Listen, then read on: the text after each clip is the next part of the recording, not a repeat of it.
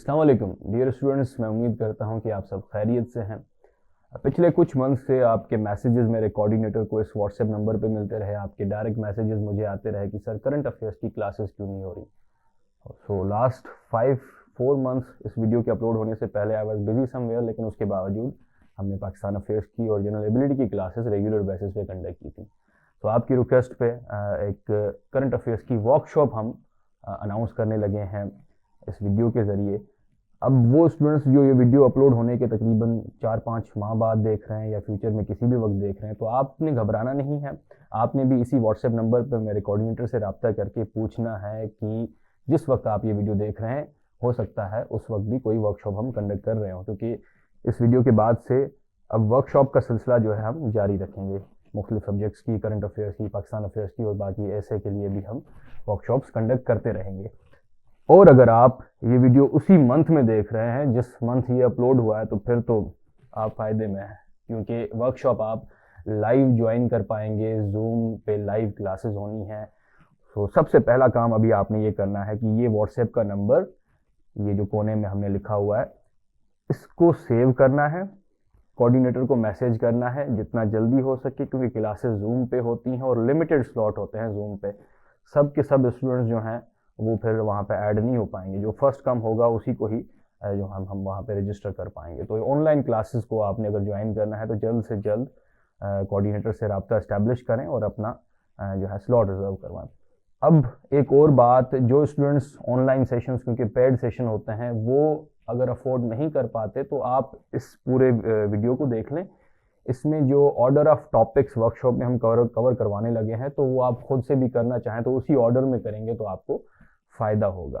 ठीक है जी। और ये जो टॉपिक्स अभी हम कुछ देर बाद जो लिस्ट करने वाले हैं, ये इनकी सिग्निफिकेंस ये है कि ये आपको current affairs, Pakistan affairs, English essay, international relation, इन सब सब्जेक्ट्स में ये टॉपिक काम आएंगे, क्योंकि जनरल एरियाज़ हैं और ये एरियाज़ में जो डेवलपमेंट्स हैं वो दोनों हम कवर करेंगे।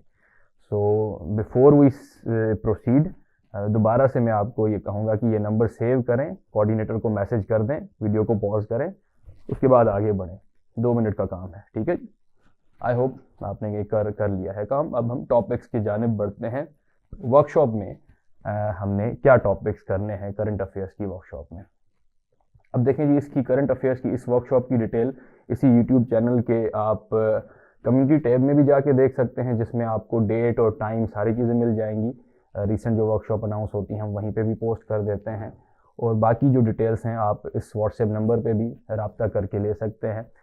अब इस वर्कशॉप में मेनली ये 10 एरियाज़ हमने कवर करने हैं।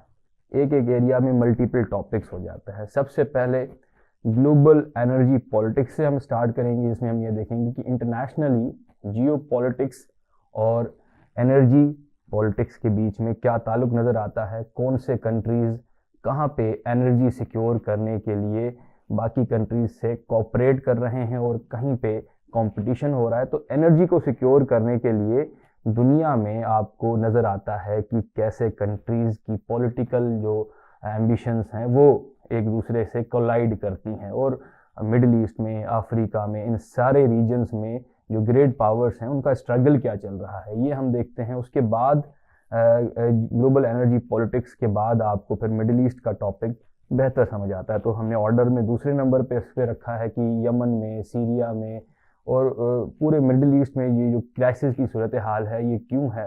अरब स्प्रिंग से हम इसको लेके चलेंगे। उसके बाद आइसिस का राइज, उसका स्प्रेड, और क्या आइसिस फॉल हो चुका है, इसका फॉल हुआ है या कहीं और पे शिफ्ट हुआ है, कहाँ पे हुआ है, इसकी आज रिलेवेंस क्या है। सीरिया में जो कॉन्फ्लिक्ट है ये किस तरह से ग्रेट पावर पॉलिटिक्स को रिफ्लेक्ट करता है, ये हम देखेंगे, और नंबर ऑफ अदर टॉपिक्स, ये हाईलाइट्स हैं। ठीक है जी। उसके बाद जब हम एनर्जी पॉलिटिक्स कवर कर लेंगे, मिडिल ईस्ट के बाद मिडिल ईस्ट क्राइसिस को जनरल उसका ओवरव्यू आपको एक लेक्चर में समझ आ जाएगा। देन हम नेक्स्ट मूव करेंगे फ़लस्तीन इशू की तरफ। बहुत ही हॉट टॉपिक है आज के टाइम में। तो इसमें हम इसके कॉजेज़, कॉन्सिक्वेंसेस, इसके इम्पोर्टेंस, फ्यूचर क्या है इस कॉज का, क्या सॉल्यूशंस जो हैं सजेस्ट किए गए हैं आज के वक्त में फ़लस्तीन के इशू को सॉल्व करने के लिए, कौन से सजेशंस ज़्यादा रिलेवेंट हैं, ये सब हम इसमें देखेंगे। उसके बाद जी रशियन इन्वेजन ऑफ यूक्रेन, इसके लास्टिंग इम्प्लीकेशंस क्या हैं, इमीडिएट इम्प्लीकेशंस क्या रहे हैं, और ग्लोबल ऑर्डर पे इसका क्या असर पड़ता है इंटरनेशनल पॉलिटिक्स के ऊपर।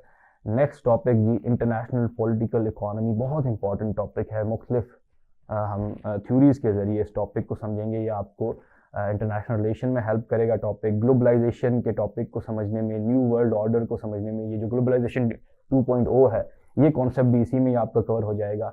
नेक्स्ट जी हमारा टॉपिक है इंटरनेशनल, हम कंपटीशन देखेंगे और कॉपरेशन इंडियन ओशन के रीजन में। इंडियन ओशन में चाइना और इंडिया का क्या मैरीटाइम कंपटीशन है, यमन वॉर किस तरह से इस रीजन के पॉलिटिक्स को या इस रीजन में कंपटीशन एंड कॉपरेशन को इम्पैक्ट करता है। उसके अलावा हम ये देखेंगे कि जो पैसिफिक रीजन है उसमें कॉपरेशन कहाँ कहाँ पे है इस रीजन के अंदर, और कंपटीशन किस तरह से हो रहा है। RCEP को हम देखेंगे, ये किस तरह से जो है एक डिफाइनिंग मूवमेंट है एशिया पैसिफिक के लिए, इस पैक्ट का होना। इस रीजन में, पैसिफिक के रीजन में USA और चाइना का क्या स्ट्रेटजिक कंपटीशन है, साउथ चाइना सी में चाइना के क्या इंटरेस्ट हैं और फ्लैश पॉइंट किस तरह से है साउथ चाइना सी।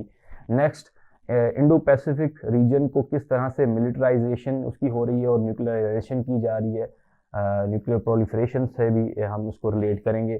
क्वाड जो डायलॉग है उसको एशियन नेटो क्यों कहा जा रहा है, और ये इस रीजन की पॉलिटिक्स को किस तरह से ये ग्रुप जो दोबारा से क्वाड 2.0 इमर्ज हुआ है इम्पैक्ट करता है। और आखिर में ऑकस एग्रीमेंट और इंडो पैसिफिक की पॉलिटिक्स को, चाइना कंटेनमेंट की जो USA की पॉलिसी है उसको हम यहाँ पे एलोबरेट करेंगे। नेक्स्ट हमारा टॉपिक है जी न्यू कोल्ड वॉर। मैं इसको क्लियर करता हूँ, new cold war and the echoes of history. तो पहले हम हिस्ट्री में चले जाएंगे, जो पहले की कोल्ड वॉर थी उसको समझेंगे, उसके बाद हम न्यू कोल्ड वॉर की तरफ आएंगे। तो एक रिलेशन डेवलप हो जाएगा। जब आप कोल्ड वॉर जो असली वाली थी उसको देखेंगे तो फिर हम आज की डेट में जो कोल्ड वॉर नज़र आती है, और इस कोल्ड वॉर को समझने से पहले पैसिफिक ओशन, जो इंडियन ओशन है, इंटरनेशनल पॉलिटिकल इकोनॉमी है, ये सारे टॉपिक्स डिटेल से इनकी अंडरस्टैंडिंग होना ज़रूरी है। तो इसीलिए हमने ऑर्डर पे इसको 8th नंबर पे रखा है। ठीक है जी। नेक्स्ट जो हमारा टॉपिक है इस वर्कशॉप में होना है, that is Islamophobia, rising wave of Islamophobia. Islamophobia एक रियलिटी है और क्या मैनिफेस्टेशन नज़र आ रही है, और दुनिया में इसको काउंटर करने के लिए क्या मेजर्स लिए जाने चाहिए। एक कंप्रीहेंसिव डिस्कशन होगी इस्लामोफोबिया के ऊपर। और नेक्स्ट आखिर में हमारा जो टॉपिक है ग्लोबल वार्मिंग। ग्लोबल वार्मिंग या क्लाइमेट चेंज इसको कह लें, ये मिथ है या रियलिटी। मिथ इसको क्यों माना जाता है, रियलिटी किस सेंस में है, क्या मैनिफेस्टेशंस हैं, और दुनिया में इसको काउंटर करने के लिए, इस इशू को काउंटर करने के लिए क्या मेजर्स जो हैं स्टेट्स के दौरान स्टेट्स ने लिए हैं। तो ये सारे टॉपिक्स जो हैं आपके इस करंट अफेयर्स की वर्कशॉप में होने हैं, और इसका शेड्यूल कितने दिनों में ये वर्कशॉप होनी है, क्या टाइमिंग है, ये सारी जो है आपने मालूम करने के लिए इस नंबर पे कोऑर्डिनेटर से रब्ता कर लेना है और अपनी सीट टाइमली रिज़र्व करवानी है। जैसे जो लिमिटेड स्लॉट्स हैं जूम पे, उसके बाद फिर आप स्टूडेंट्स को हम वहाँ पे ऐड नहीं कर पाएंगे। ठीक है जी। तो फर्स्ट कम फर्स्ट सर्व वाली पॉलिसी यहाँ पे अप्लाई होती है। सो डियर स्टूडेंट्स, अगर CSS या PMS के एग्ज़ाम कुछ वक्त बाद आपके होने वाले हैं तो ये सेशन आपके लिए बहुत ही कारगर साबित होगा। इस अपॉर्चुनिटी को अवेल करें, अपना ख्याल रखें जी। ये इन्फॉर्मेशन आपके साथ शेयर करनी थी, सो हो चुकी है आई होप। मिलते हैं ऑनलाइन सेशन में। अल्लाह हाफिज़।